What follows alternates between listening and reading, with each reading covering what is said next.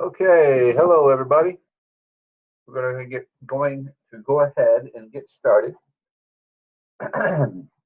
Welcome to our final class live here in our general psychology class, and it has flown by. I was reflecting on some of the things that we've gone over in the past almost 6 full weeks now, and we have covered a lot of ground, as I think I probably mentioned either in writing or last week's class live. We've covered a lot. And frankly, this week alone is enough to fill up an entire semester and beyond. Um, if we were to go as deep as I would like to, and some would like to. Nevertheless, I did mention at least once, probably 10 times early on in this course, when I looked over what some of you wanted to learn about and accomplish. One of the great things about a general psychology class, which is typically the first psychology class you have in college, or sometimes I call it Psych 101. One of the very good things about it is that we cover a lot of material. We cover a lot of ground. Everything from the different kinds of psychology, social psychology, clinical psychology, family psychology, counseling psychology, school psychology, educational psychology, sports psychology, and that can go on for about 40 different subcategories. Uh, so that's one of the very good things about it. One of the downsides is, and this is with every general psychology class and every college and every university across the country and across the world, while you touch on many things, this is kind of what we call a survey course, and we don't get to go as deep into some of the areas as we would like to. But that's okay, and I'm sure I mentioned this as well, because as you go on in your studies, especially if you are majoring in psychology or have an interest in psychology, you will get to take an entire class on social psychology, as well as counseling psychology. And it'd be like methods of counseling or something along those lines. Early on, we also looked at the different kind of psychological tests, which you either love them or hate them, and you look at statistics, that people love that or hate it. Some people really love it. Most people in psychology don't care as much for that. We looked at the different, early on, we looked at uh, the the brain, and the brain-based behaviors, what I like to call brain-based behavior. We looked at the neurons and the hormones that are present and cause us to act in certain ways. So we've covered a whole lot of ground, and finally this week we end with uh, one of the topics is psychological disorders. And as you go on, if you like this chapter, and many people are part, I should say, this week, many people are really fascinated by this. We have the video of the woman. They say they had, I think in the video they call it split personality or multiple personality. We now call that dissociative identity disorder, and you saw that as you went on in the PowerPoint presentation. We'll take a look at that again tonight. So this is typically something that's very interesting to students for a lot of reasons. It's a fascinating topic, I think. Additionally, many times students think that they have that, or their sister, brother, best friend, cousin has this disorder, whether it's ADHD or um, major depressive disorder or bipolar disorder, any number of things. So that's kind of what we call the medical school phenomenon, where people in medical school, in graduate school, medical school, they think they've got all these diseases. Well, it happens also in psychology. So we looked at several of those this week, and I've got the PowerPoint pulled up that we're going to go through that momentarily. But I just wanted to kind of reflect on where we've come from and the area that we've covered. And I think it has been wonderful. It's been a great experience for me. Everything from dancing bears or gorillas, I forget which it is, on a basketball court, to schizophrenia and endorphins and brain-based behavior right on down the line. So I've had a wonderful time. You've been fantastic students. I'm grateful. It is Thanksgiving weekend still. I thought about you on Thanksgiving. I'm very grateful for the opportunity to be with you. And so on a pragmatic level, also, we're going to go through some of these slides here, momentarily. If you have any assignment that's out there that's kind of lingering that you haven't turned in, you want to get it in, please do submit it. I know that college has a policy of not taking assignments after a certain amount of time, but they do allow professors a little bit of leeway with that.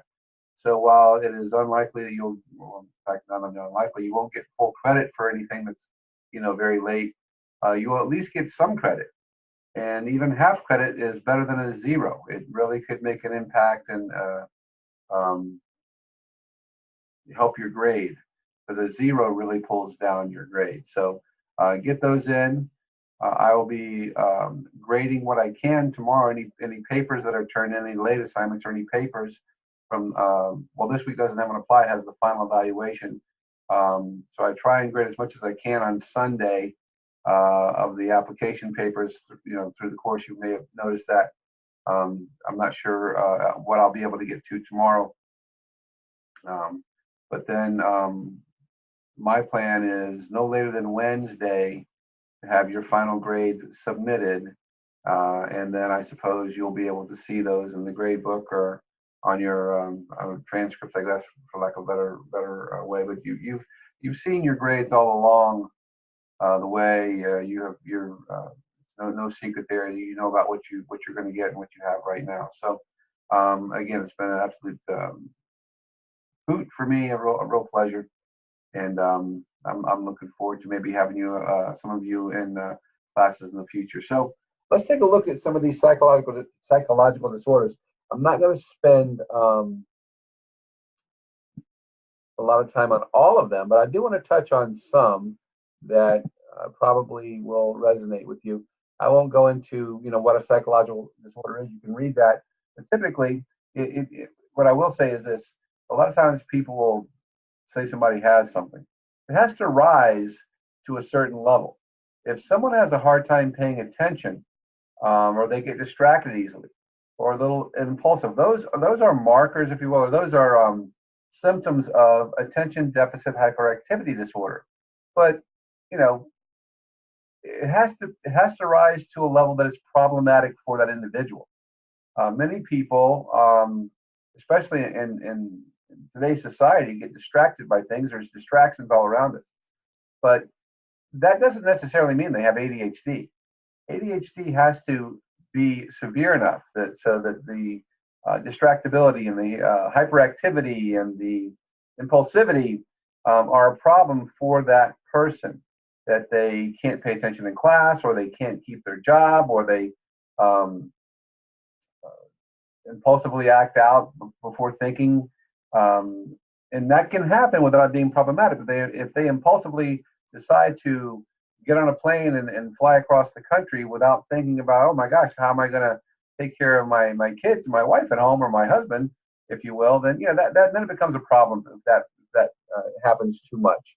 So a psychological disorder, everyone doesn't have something that's diagnosable if they're not really having problems with it, because we all have little things like distractibility and again, another good example, I should bring this up. Everyone has blue days from time to time, or we can even say people get depressed.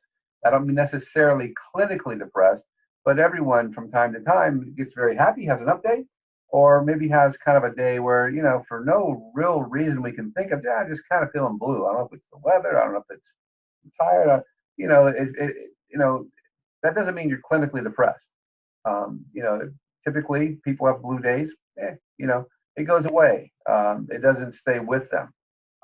If, on the other hand, you're unable to get out of bed, you're just feeling absolutely so down and blue and depressed that you just simply cannot force yourself to get out of bed, then okay, if that's just for the morning, that's kind of a bad day.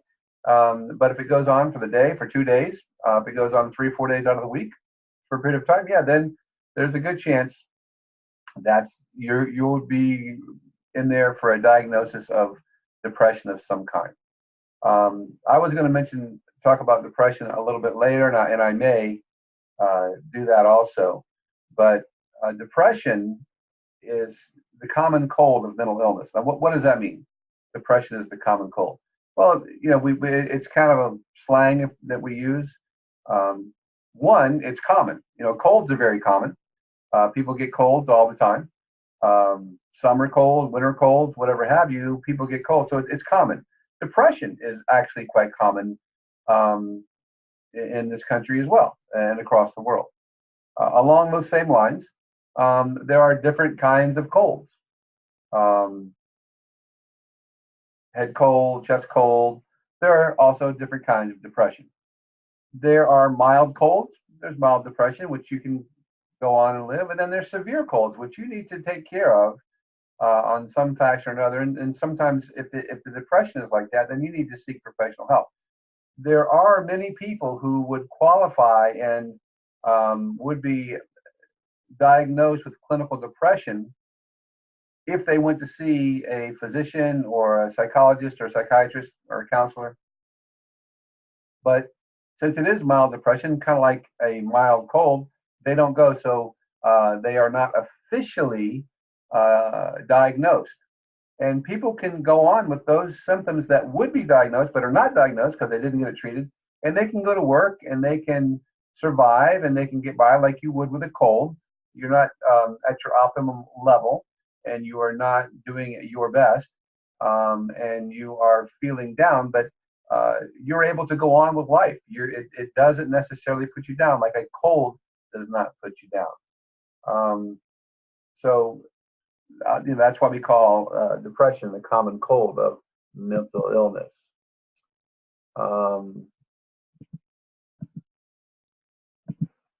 Kind of talked about those things already. This is a pretty good slide here. I like the slide pretty well.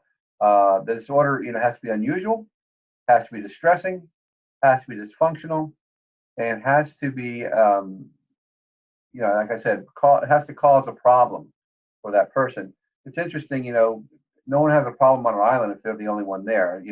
Any psychological problem, it comes through, manifests itself, I guess, with relationships. Because for it to be considered unusual, there has to be other people to compare it to, and it has to be distressing. And typically, your behavior won't be distressing if you're the only one on the island. It has to be impacting other people. So and then dysfunctional. By dysfunctional means it's causing you a problem in your life. It's causing some dysfunction in your life. You can't keep a job, or you get high or get drunk so often that you're drunk all the time or high all the time. You're so depressed that you can't get out of bed. You're so depressed that you're having suicidal thoughts. Those are the kind of things that are distressing and unusual and dysfunctional. So those are kind of what I mentioned before. That's why I say I like that slide pretty well. Let me go here. There are certain parameters that we use that but I like what the slide says, the DSM provides common language and a standard, so that usually there's half a dozen or more markers or not markers, but behaviors that sort of define a disorder. Let's go back to ADHD. So let's say that somebody is distracted quite often and they can't focus on one thing. If that's the only problem they have, that may not mean they're going to be diagnosed with ADHD. There has to be impulsivity, and there has to be sort of some hyperactivity, like sort of driven by a motor. So, just having one of those symptoms does not a disorder make.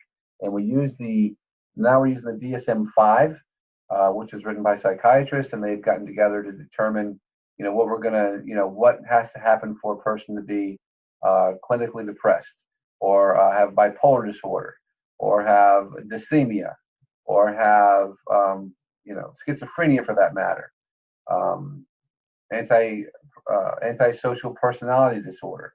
All those things are defined very clearly, and you don't have to be a psychiatrist or a psychologist or a mental health counselor to get a hold of that DSM-5. They're expensive, but you can look at them. You can find a lot of it online, by the way, if you're interested in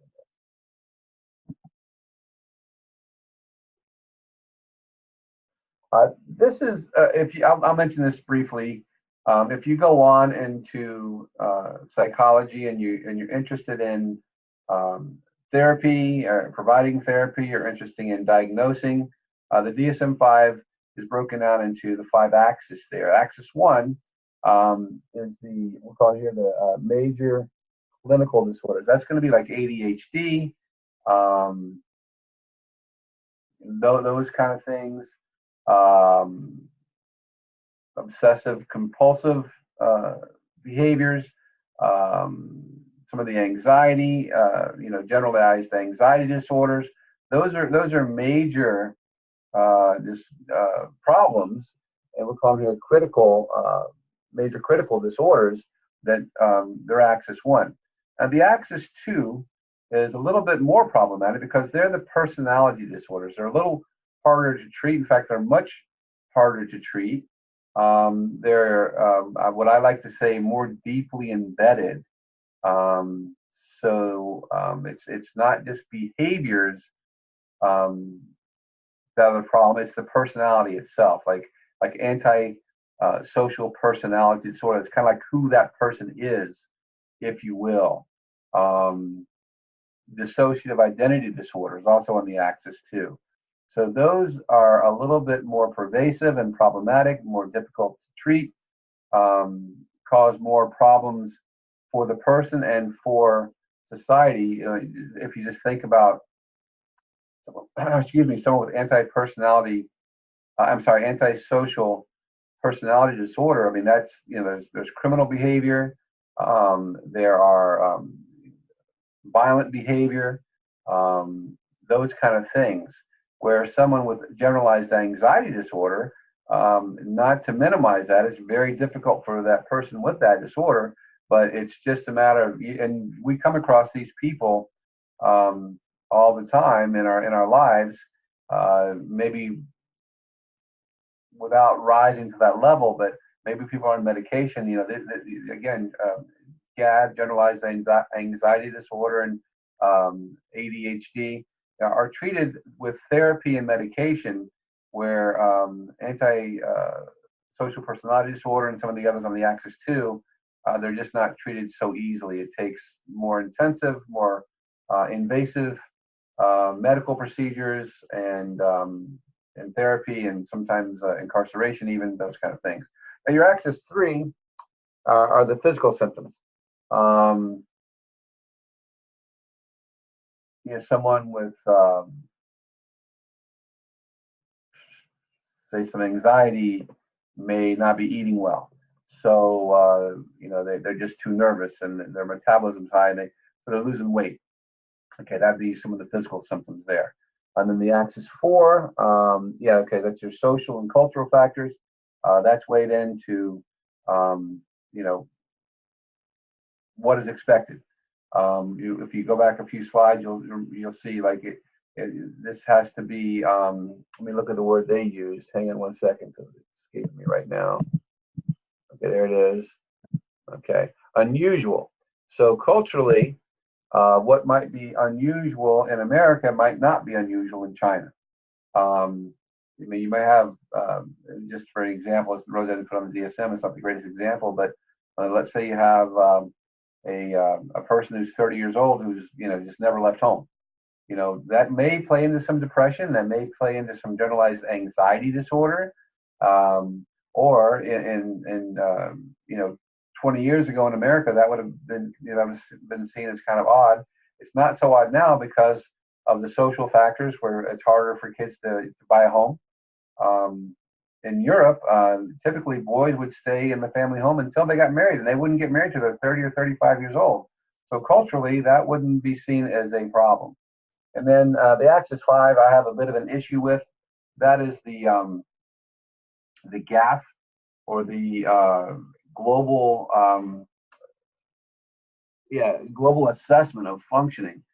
And this is where, when somebody gets a diagnosis, they'll go through all of these axes, by the way. If you've ever been diagnosed with anything, or if you ever diagnose anyone with anything psychological, you're going to give a number or a some kind of a code with each of these axes. And then the GAF it's a scale of 1 to 100, and you take all the four other axes and put it together and see where this person is. If this person, let's say, has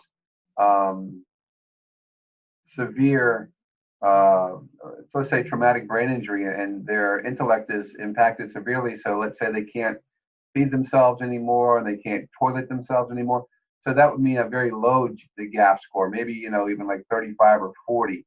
Someone who has mild depression might be around like 60 or 70 if they have a diagnosis. The issue I have with it is it's problem centered, so that you kind of look for the problem. No one ever gets a score of 100. If you look at someone and don't even diagnose them, if you just kind of evaluate anyone, you're going to take points away. If you have someone who's, let's say, very industrious and working very hard to support his family or her family, let's say maybe even a physician, a medical doctor who has a practice and is contributing to society, is earning a nice living to provide for his or her family, is providing a great service to the community. You would think, and this person gets along very well. The relationship with the spouse is good. The relationship with the children are good. The relationship with the coworkers is good. You would think this would be a person with a GAF of 100, but the way it is approached, they would lose points because they are not getting enough time off, if you will. You kind of always look for problems. So this is my own personal and professional standpoint. I have a bit of an issue with the diagnosis. I'm more solution focused. I see a reason for it. But the GAF in particular kind of drives the point home of, rather than seeing what's right with people, we tend to try and find what's wrong with people.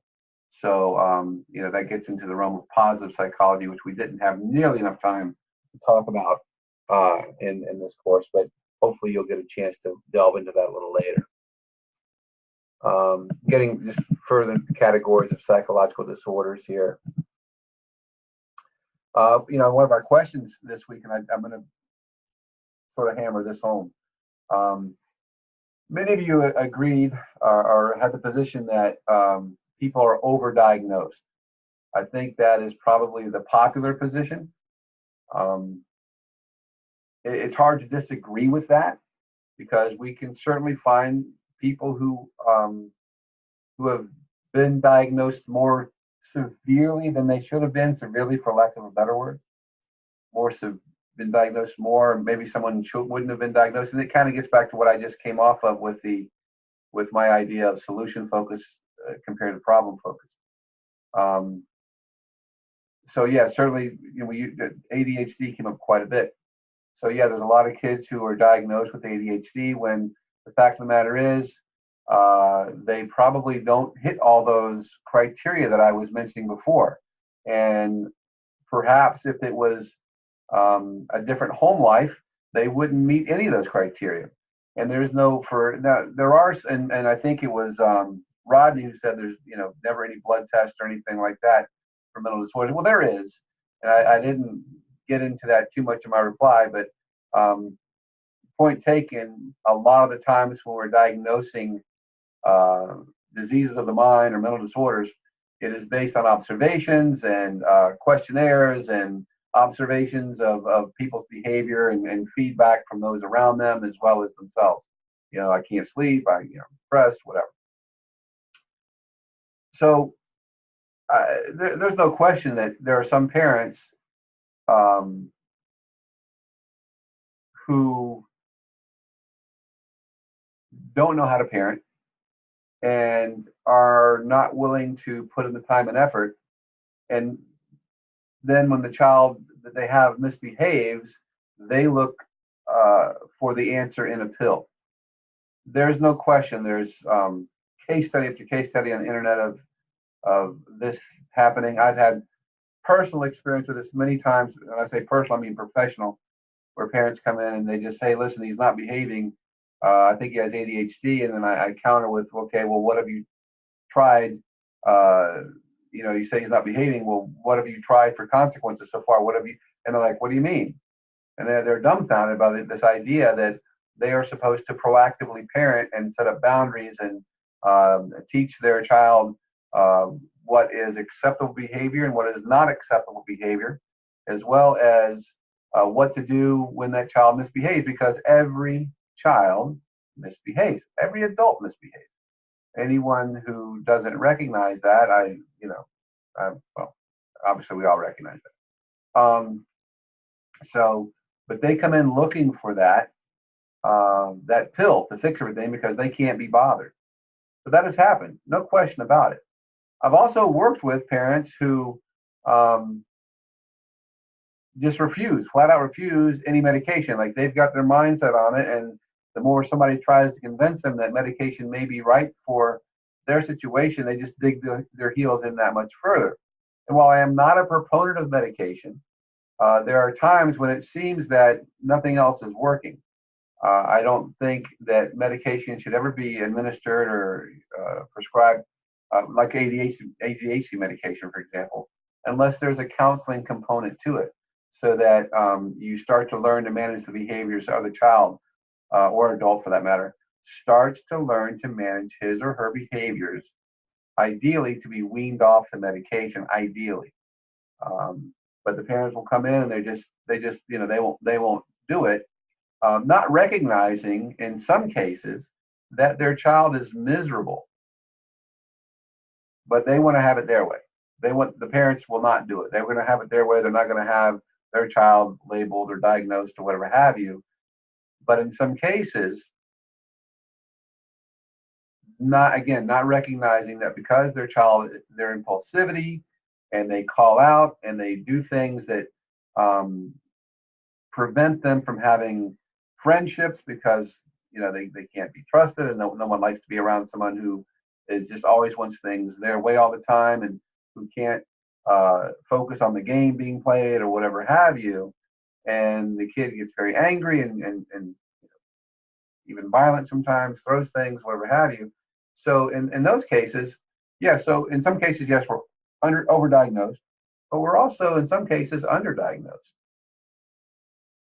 because and I've had it happen. I had a parent, I could think of a dozen or 100 situations that I've dealt with through the years. One mom had a son. She was a single mom, and you could just see he just driven by a motor. He could not stop himself from moving and calling out and acting out and jumping around, and couldn't focus on anything. He wasn't a happy child. He couldn't make friends. No one could befriend him. He didn't play the game the right way, and those kind of things. Drove teachers crazy. And the mom was just adamant, no medication, no medication, no medication. Through some years, about 4.5, maybe 5 years from the time the child was in kindergarten until he's finally now in 4th grade, she said, "Oh, you know what? And now, in kindergarten, you're just starting to make friends, but now he's in 4th grade. She's looking around, he's not happy. He doesn't have any friends. They got their birthday parties they go to. He never gets invited. He comes home, there's no one around the neighborhood wants to play with him, those kind of things." So she says, "You know what? Maybe I should try this," and she did, and the difference was just unbelievable. He settled down. He was happier. He reported that he was happier. He was able to make friends. ADHD does not impact intelligence, IQ, intelligence, and even ability to learn to some extent. So he'd always kind of gotten by, but he was starting to enjoy learning more because he was able to follow the process. Now, that's a little bit of an extreme example, but by the way, we are overdiagnosed as well as underdiagnosed in many cases. Probably more overdiagnosed in this country. I think this is my humble opinion. This is the humble opinion of your professor. I think that unfortunately we look at trying to find the easy solution to all of our problems rather than getting in, getting our hands dirty, putting some elbow grease in it, and working through our issues. Oftentimes we're people as a country, I guess I could say we are depressed, and rather than facing ourselves in the mirror or facing our spouse or our kids or our parents and saying, listen, I really need to talk about some things. I need to change some behaviors. I need to let you know that you hurt me or whatever have you. We just don't want to do that. We'd rather take a pill. And I think that's evidence in the amount of alcohol that's, let me not get on my soapbox, but the amount of alcohol that's sold and the amount of pills that are prescribed. And, that has just skyrocketed over the last even 15, 20, 25 years. Of course, we have more pills now than we had that time ago, 25 years ago. Some would say that's a good thing because we're helping to alleviate some diseases and manage some symptoms. But on the other hand, there's the other side of it that says, we're really, it's just so easy now to take a pill rather than to eat right and get exercise and pray and feel healthy. So anyway, I will get off my soapbox there. Boy, oh boy, time has flown by here.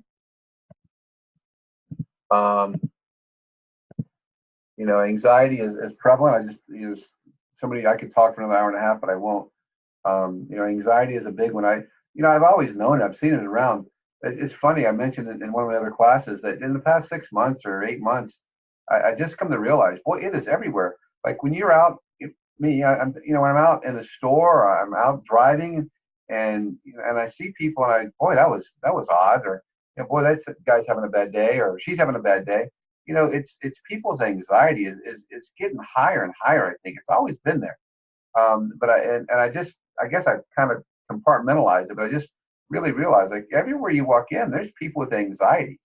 And not that I never get anxious, I do. I'm not diagnosed with any kind of an anxiety disorder by the grace of God. But I've had to sort of consciously make myself aware that the people that I come in contact with, might be suffering.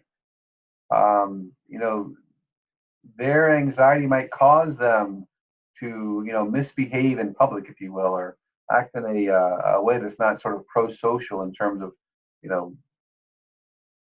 holding the door or smiling or saying hi or being cordial in a restaurant or on the road, if you will. It's to me, I've had to realize that, there but for the grace of God go I. Of the, there's only me here talking to you, but if I'm in a room of, even in a networking event or a faculty meeting or a meeting with students, again, by the grace of God, I'm one of the ones, maybe the only one, who's really not feeling anxious right now. So I need to sort of take the high road and not be upset if someone does something that doesn't make sense to me. It could be that, what they're doing is actually going on in their head all the time, and they can't escape that, or they have not escaped it. I shouldn't say they can't. They have not been able to, or not taken the measures to, or maybe they're trying, and they've come a long way. Maybe if I had met them or seen them, or this event had taken place a month ago, it would have been way worse. So maybe they're coming along. So I've had to, rather than react to some of the, what I call incivility, I need to respond in a way that is more professional and more aligned with my professional beliefs as well as my Christian values, which I fall short on more than more than I wish to, for sure. But anyway, it's out there. So hopefully this course is introduce you to that, so you're more aware of it and understand it a little bit better. Again, you've just hit the surface a little bit of it, so it's good. This has been a very good course, and it's as deep as a general psychology course will ever take you. But it is a general psychology course, so there's much more to learn. So if you liked it, that's good, because you have a lot of more exploring to do. And I'm just going to finish up. We don't have a lot of time left. I did want to talk about forgiveness. And again, I could talk about that forever. But again, the psychological benefits that we now know scientifically have been there, forever. God gave us that from the very beginning. He teaches us to forgive. And there's a lot of reasons for that. And one of them is because it's good for us. I mentioned this the last time I taught general psychology here at Central Christian College, as well as another class that I taught recently at another university. There is no one out there that I know of who is sort of specialized in this from a psychological standpoint. And I maybe I should do it, but I'm not. I'm a professor, and this is what I do. I do several things. But if anyone had an idea, and I'm giving this to you, no extra charge for this, it would be a nice business, if you will, or a nice consulting business, to take what you've learned from a scientific and psychological vantage point and market that, if you will, for lack of a better term, to businesses. This idea of forgiveness, because it happens in business too. Colleagues, coworkers, they get angry with each other like a family does. And they harbor these ill feelings. And they harbor ill feelings to customers as well. To go in and teach the benefits of forgiveness, teach them how to do it. Teach may not be the word, like work with them to get through this. Productivity would go up, and the bottom line would increase. The dollar would increase. I think that it's a mission. It's a ministry, but it could also be a business, which they're not mutually exclusive. So it would be interesting to see if someone took that on and ran with it. Just an idea, because it is actually a very important concept. And clearly, from your papers and discussion questions, you absolutely get that. So that's been very rewarding for me. So, and with that, our Bible verse that we'll go with for this evening. Let's go with we're going to go with John, the Gospel of John, John 1. It starts out the same way that Genesis starts out. They're, I believe, the only two books of the 66 books of the Bible that start with the same three words: in the beginning. Genesis starts out in the beginning, God created. In John says, in the beginning was the Word. So that really resonates with me. So we're going to go with the Gospel of John and John 1. So with that, you know how to get in touch with me. The message tab is the best way. I'll be reading your papers and grading your papers. I hope to see you again. It's kind of hard to say goodbye, but we'll just say so long for now. And I wish you all the best. You will be in my thoughts and prayers. All the best.